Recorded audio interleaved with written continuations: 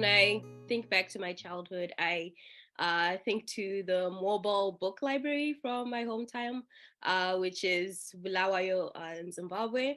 So this service by the public library would go from school to school, and you could get on the bus, browse their selections and check out a book. The selections were mostly, Western books published in, Britain and the UK.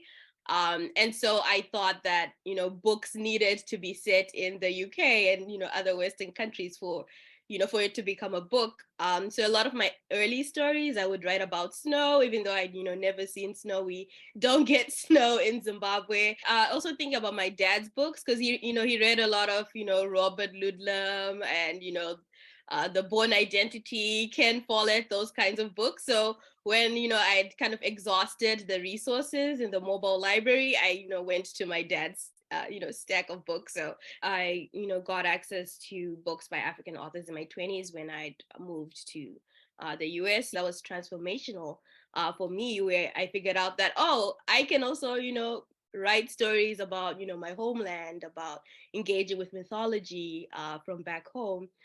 So I think reading books by African writers and Black writers, later on, really, shaped the kind of stories that I wanted to tell.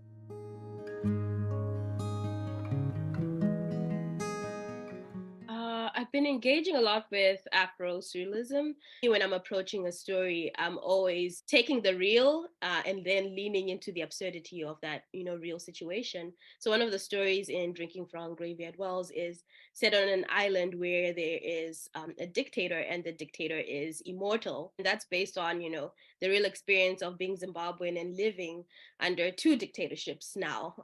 And the first dictator, he was there until he was 96. So in the story, the dictator eats the heart of a turtle and absorbs the turtle's lifespan, because turtles can live for very long. Robert Mugabe, when he died, I didn't believe that he was dead. I was like, no, this cannot be real, because that's all I had known my entire life. It kind of does something to you. Dictatorships can seem like this omnipresent cosmic horror that you can't fight off, that seems immortal and larger than life.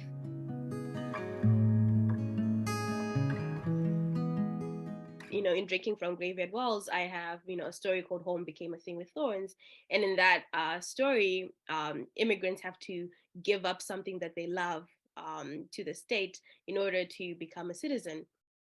You don't know what you're going to give up until it's already been taken from you from the state. So you have people losing, their limbs, losing language, family recipes.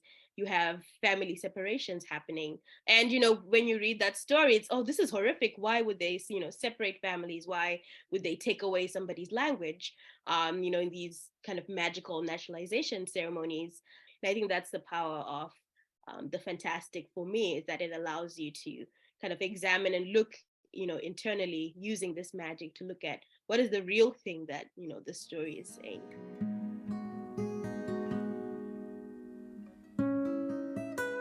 I think a lot about Ubuntu when I think of home. So Ubuntu is often translated to I am because we are, and since we are, therefore I am. And that, community is at the heart of, the individual, that, a person is not an island, you need other people around you. And you're also, I think there's an environmental aspect to it as well, in that, the human race is, not just one species. We're a species amongst the environment, amongst other animals and ecosystems, and respecting your place on this planet as well. And so in the story, in Drinking from Graveyard Wells, Water Bites Back, it engages a lot with Ubuntu. So the story is about these mermaids taking on corrupt politicians and defending the environment. So, these corrupt politicians want to build a dam, and this dam is going to flood, the area. It's going to destroy, ecosystems. It's going to destroy wildlife.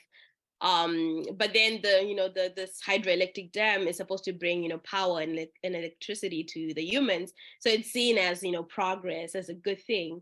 But then the mermaids kind of question that if it's going to destroy the ecosystem, if it's going to destroy wildlife, then is it really progress? Is progress when it's only humans that benefit from it? So they invoke Ubuntu, that we have this symbiotic relationship, as humans and with the environment. So that's what I think about when I think of home, is Ubuntu. I am because we are, and since we are, therefore I am.